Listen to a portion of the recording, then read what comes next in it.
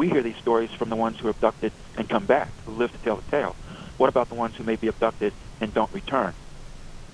And there could be many of those too then, Richard, as you were saying. There could be many. And it appears that, in theory, the military is here to serve and defend. But in practice, researchers have found many, many disturbing military programs that, frankly, have preyed on have been predatory against the very population that they have sworn to keep safe and to defend from harm. One would think that these bases, these tunnels, would be in areas of not too populated spots in this country. But a lot of them are under major cities, aren't they? Well, that's right, and that's an important issue. I want to make clear for people that, in fact, there are a good number of bases in relatively unpopulated areas, in mountainous areas or desertous areas, and the technology exists to create vast underground and undersea bases literally anywhere on the planet and at great depth. However, as you observe, it's true that these facilities can be and are also located under major metropolitan areas, including cities such as Moscow, London, Beijing, New York, Washington, D.C., etc. And in some cases, the tunneling under these cities has been going on for millennia. In the case of Paris or Rome. Pardon me? People hear hums, for example. Could that be the building of these bases? I'll go you one better than that.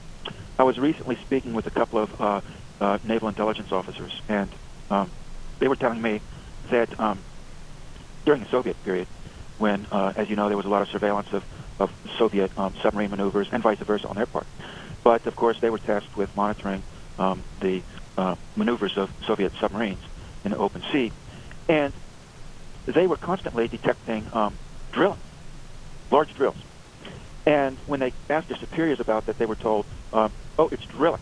And when they asked what kind of drilling, they were given evasive answers, but were led to believe it was petroleum. And I pointed out to these guys that using their own the Navy's own documentation, going back to the mid-'60s already, and coming forward from that point, the United States Navy had an active R&D program for creating massive permanently manned bases down in the bedrock beneath the seafloor in an open mid-ocean environment. I mean, hundreds of miles offshore, way offshore, and thousands of feet of water.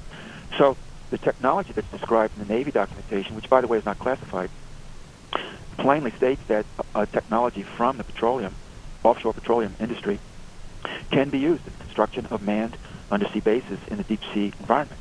So I pointed this out to them and said, yeah, I don't doubt that you were here drilling. By the way, it could have been the United States Navy or aliens or the Russians or who knows, making undersea bases. And one of the ways they do that is by drilling through the bedrock down beneath the seafloor. This is just remarkable. I'd like to go down to one of these one day, Richard. Well, you may. I'll see if I can get us a pair of tickets, George. Yeah. I'm not sure they'd let you go. You bring the popcorn, and I'll finagle the tickets. Absolutely. Now, we talked about how the seed bank is a good idea. We've talked about how, for some military purposes, it's probably a very smart idea to have. Well, that's presuming that the military policy is sane. And I have to say that more and more, I don't presume sanity on the part of military planners. And the old saw about military intelligence is that it's supposed to be a contradiction in terms. But if, for some reason, this planet is going to get hit, let's say, by an asteroid or some kind of missile, is it a smart idea to preserve a portion of humanity in these underground? Yeah, it is. What I object to is the non-egalitarian manner in which it's being done.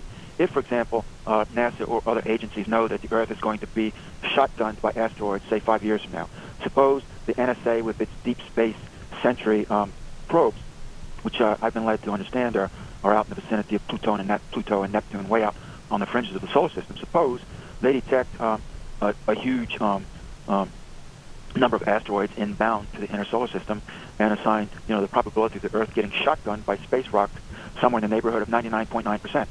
You see, I believe the human race should be told under those circumstances, and I believe there should effectively be a global lottery, and we would select those who would go underground into the Noah's Arks, rather than, say, the Council on Foreign Relations saying, oh, by the way, me and my wife and my children, we're going underground, and the rest of you suckers, good luck. I don't like that. I agree with you, but, like 2012, what will probably happen is the wealthy will get the good seats. oftentimes that's the way it is. And I must say I'm not in agreement, and that would be one reason for the great secrecy in these facilities, because I've plainly been told that some of them are designed for that type of scenario, which means that at the highest levels, the so-called ruling elite are perfectly aware that that is a possibility, maybe even a probability over the next 10 or 20 years. All right, Richard, stay with us. We're already at the top of the hour, and we are talking with Richard Sauder, his remarkable new work, Hidden in Plain Sight, Beyond the X-Files, as we talk about these very secret underground tunnels and bases. Soon we'll go in underwater and find out what's there, too. I'm George Noory, back in a moment on Coast to Coast. Do you think, truly think, Richard, it's going to be around the 5-year period before we're going to be using these underground facilities? I really don't know. I do know that the planet is in a period of transition. We've had some serious earthquakes already this year, and it looks like there may be some more. In fact, I don't know whether in the event of true cataclysm, say perhaps slippage of the crust on the mantle, whether it would matter if you were in an underground facility or not. I can see that under those conditions, there would be such chaos and cataclysm that it would be pretty much a crapshoot wherever you were as to whether you would survive physically. It's got to be something they know is coming from above, because I agree with you. You know, if we had an earthquake like the one that hit near Chile, I mean, that would devastate, I think, any kind of underground cavern. Well, it depends. If the facility is right on a fault, if it's bisected by a fault, yes. However, if it's not, then perhaps that would not be the case. I did see, when I was doing my research, some indications that a well-designed facility and a competent body of rock might actually fare better than a structure on the surface because of the way that seismic waves move through the rock. When they come to an empty place, they are greatly attenuated because they really can't be transmitted to any meaningful degree through the air, only through the rock.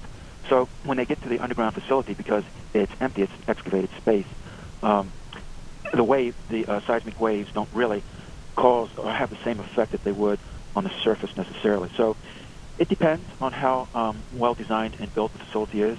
It also depends exactly where it's located, and I believe that the geological engineers who design and consult on the construction of these facilities would keep all of that in mind. So maybe in a well-designed and well-situated underground facility, you might actually fare as well or better than you would on the surface.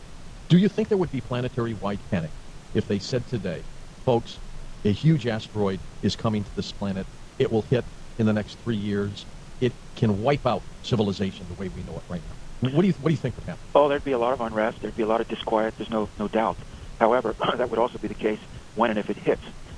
So if the intent was to spare the public pain, I think the preferred course of action, were I in a position to influence public policy, would be to tell people in the best way possible. But yes, I would always be inclined to think that the public should be informed. It's our planet, and I think that we have a right to know what's happening on the planet.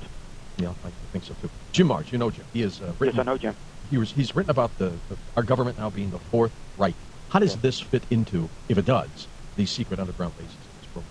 Yeah, I'm familiar with that thesis of Jim's, and I have to say that I find some support for that line of thought in my own research. It's a fact that at the close of World War II, a very large number of Nazis were brought to this country to continue their work for the American regime, just as they had worked for the Nazi regime, with the difference that instead of saluting the swastika, they commenced saluting the Stars and Stripes. But they were carrying out the same work, the same research, developing the same technologies. Instead of working for the Nazi military, they worked for the American military. And in fact, when I went to the NASA archives, researching not underground bases, but something else entirely, I did run across a couple of Project Paperclip, declassified Project Paperclip memoranda, which I reproduce in my latest book.